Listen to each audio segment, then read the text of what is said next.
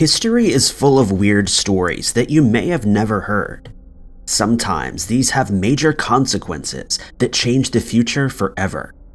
Some are much smaller, but still had a huge impact on the people that lived through these strange periods and events.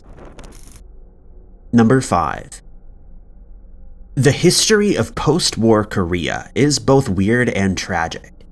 When the peninsula was split between the Soviets and the US after the Second World War, most didn't expect the split to last too long. When war broke out again, millions fled conscription in the north or were scattered from the south into the north. Families were separated, believing they would be able to reunite once the fighting was over. The first reunification wouldn't occur for more than 30 years after the end of the war. The 1985 Korean family reunion was the first of about 20 such events that have ever taken place. Before this point, not even letters were allowed to pass between the two Koreas. People with family on the other side of the border had no idea if their loved ones were still alive, and were unable to tell them of any births or passings that had taken place. The road to the event was not a simple one. The Red Cross charity organization had been trying to make arrangements since the 1970s, but talks would always fall apart. Given all the development that has happened in the world, it's strange to think that the tension between the two countries has been one of the things that has remained unchanged throughout history. But finally, by the mid-1980s, an agreement was made. 50 people living in South Korea would travel to the north to visit relatives in the North Korean capital. 50 people living in North Korea would also travel to the south. Each side submitted a list of names to the other for approval, and so that relatives could be found for the family reunion. North Korea rejected a few of the names, but eventually the 50 people from each side took buses or a train to the capitals. Accompanying them were entertainers and press from both sides. But even after the few lucky crossed the border, things wouldn't go smoothly. North Korea became upset because South Korea was hosting the reunion in a wide-open hall. They wanted smaller rooms with less access to news crews. Only 15 North Koreans were permitted to take part in the initial reunions. There were plenty of tears as they learned of the fate of relatives. Many were in their 50s, learning for the first time that their parents had passed away, or that relatives had left to live in the US. The reunion was cut short when North Korea accused their own visitors of spreading anti-communist propaganda, and all the visitors were sent back to their respective countries. The family reunions didn't lead to any easing of tensions. North Korea didn't attend the upcoming Olympics that its southern neighbors were hosting, and for years afterwards the thought of another reunion was out of the question. Eventually, these did start up again in 2000, but only 21 have ever been held, despite the fact millions of families were torn apart. The situation between the two Koreas remains a time capsule from a weird period of history that continues to today. Number 4. A weird history story took place in Panama City on April 15, 1856. A riot had broken out. American-owned businesses were targeted. Police sided with the rioters, and it ended with 17 people losing their lives. The cause of the riot was a stolen piece of watermelon worth 5 cents. At the time, the Panama Canal was still a dream, but the small sliver of land that connected North and South America was still very important for travel. Ships would sail to the isthmus, which belonged to New Granada, but was largely in the hands of the US. Passengers and cargo would be loaded onto a train that crossed the small stretch of land to the opposite coast, and then would be reloaded onto ships waiting in the other ocean.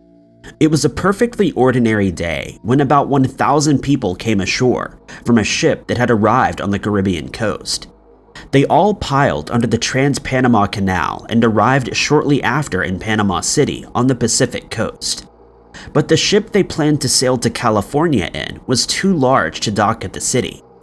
Instead, they would have to take a ferry to another island and then travel to the US from there. The only problem was the ferry only ran at high tide, and the train had arrived at low tide. The 1,000 travelers began to roam the streets of Panama City while they waited for the tide to come back in. One of these travelers was a man named Jack Oliver. Oliver was drawn to California by the gold rush, like many Americans at the time. He had stocked up on alcohol before boarding the train to the Pacific coast, and was already drunk when he arrived. He and a group of friends headed into the city to enjoy themselves. They passed Jose Luna, a local man selling watermelon slices for 5 cents. Oliver decided to take one, and when he wouldn't pay, Luna drew a weapon and Oliver drew a firearm. When Luna began to leave the scene, one of Oliver's friends flicked a nickel at him. This triggered a few onlookers to start a fight. Someone began a struggle with Oliver over his weapon and a shot was fired. The situation snowballed. Tensions were already high as American troops were stationed in the city, and local people generally weren't happy about this. Oliver fled to the train station and began returning fire. Someone from inside the station struck a police officer that had come to quell the rioting, and the police joined in on the riots. Eventually, more police were brought in and things dissipated. Lives had been taken and more than 60 were injured. What happened to Oliver is unclear, but Panama was made to pay reparations to the families of Americans that lost their lives, and American-owned businesses that had been destroyed. The US also brought in even more troops to keep the order. The Watermelon Riot, as it was dubbed, didn't directly cause the Panama Canal to be built, but Americans were keen to not repeat this weird history story, and it was one of the driving factors. Number 3. The tragic story of the Wilcox Expedition is a piece of American history you may have never heard of. The story takes place on America's highest mountain, Denali, one of the biggest mountains in the world, where more than 100 people have lost their lives. The biggest of these disasters took place in 1967, where 7 young men perished. The Wilcox Expedition is named after its leader and one of the few survivors, Joe Wilcox. Right from the beginning, the story is weird. The expedition was actually made up of 2 separate groups. Wilcox's original group consisted of himself and 8 other men. There was a second group from Colorado who were planning to climb Denali at the time. The group was made up of 4 people, but when one had a car accident and broke his arm hours before they were set to leave for Alaska, they had to join another group or abandon the expedition. They joined Wilcox's group. The first expedition went like any other that occurred in that era. The men weren't the most experienced climbers, and most hadn't been above 15,000 feet, so this was going to be a massive challenge. But it was a challenge they expected to overcome. Many on the team started to deal with altitude sickness, but decided to push on. On the 15th of July, 1967, the expedition split in 2. Wilcox and the 3 men from the Colorado team decided to make the summit that day. The others had stayed at the camp at 17,900 feet. They were resting and would make the last leg of their journey to the summit the next day. Wilcox and the 3 others made the summit. The weather was perfect and they could see for miles. After a few hours at the top, they began to climb back to camp. The next day, the 4 that had already reached the summit began the journey back down the mountain. A 5th man suffering from altitude sickness decided to go with them. The weather was almost cloudless, and it was perfect climbing conditions. But the 7 that were planning to summit that day decided to hang around camp for a while before beginning the climb, and this was a bad decision. Being so far north and so close to the Gulf of Alaska, weather can change quickly on Denali, and when weather gets bad, it gets really bad. What was described as a perfect storm descended.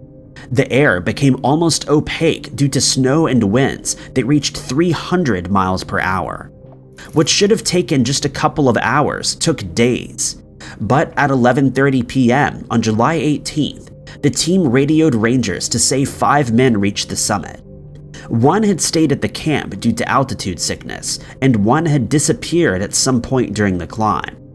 They said they were going to turn back and would radio at 8 p.m., but this was the last message they would ever send. It took days for the weather to break enough for rescuers to try to find the missing climbers.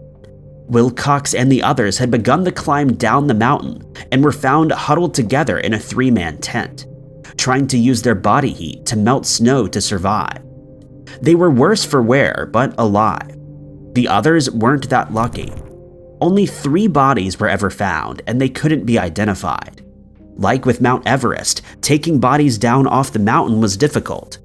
When teams were sent specifically to retrieve the bodies, they couldn't be located.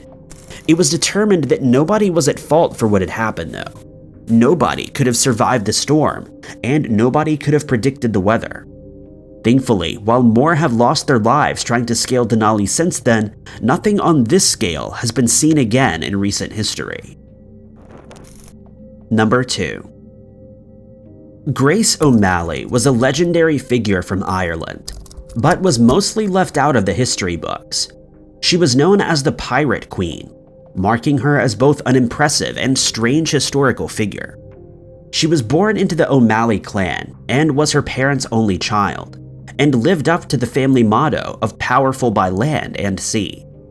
According to legends, she wanted to sail as a child, but her father told her that her long hair would get caught in the rigging. Instead of sitting at home, O'Malley cut her hair off. She was a fierce fighter, which was highlighted in another legend about the Pirate Queen.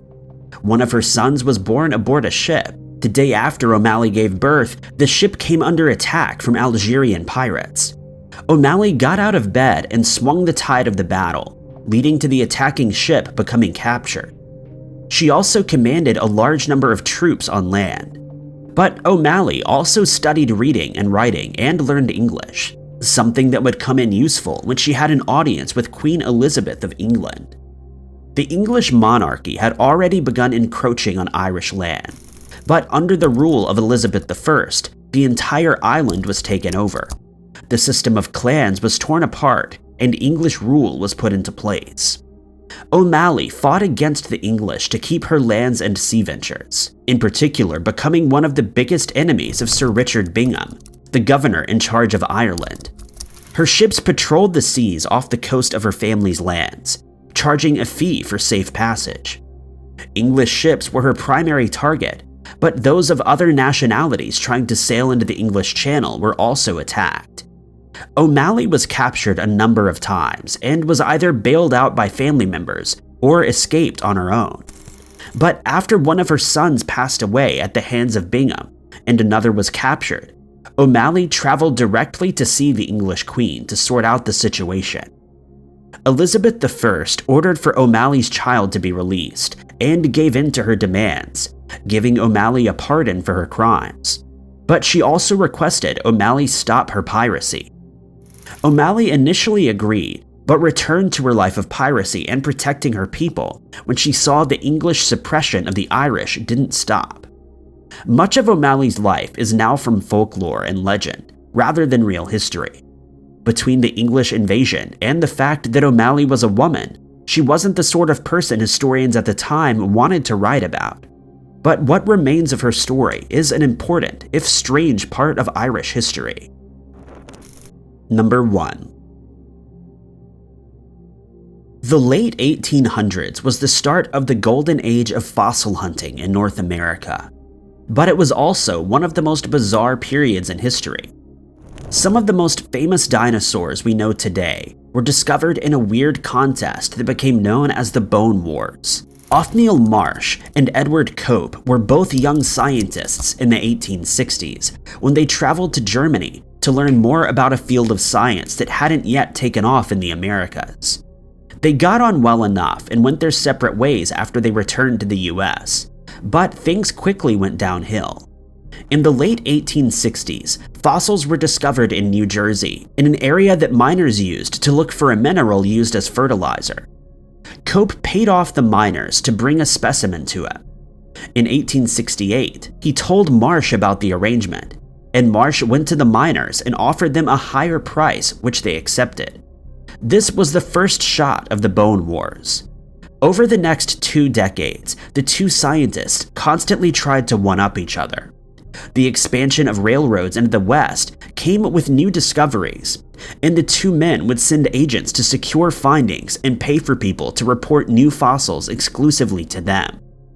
After finishing up on one site, they would destroy it, sometimes with dynamite, to ensure that their rival couldn't go back to the area and search for anything that they may have missed. Their rivalry was played out in scientific journals so much that the journals eventually refused to publish work from them. Newspapers also caught wind of the rivalry.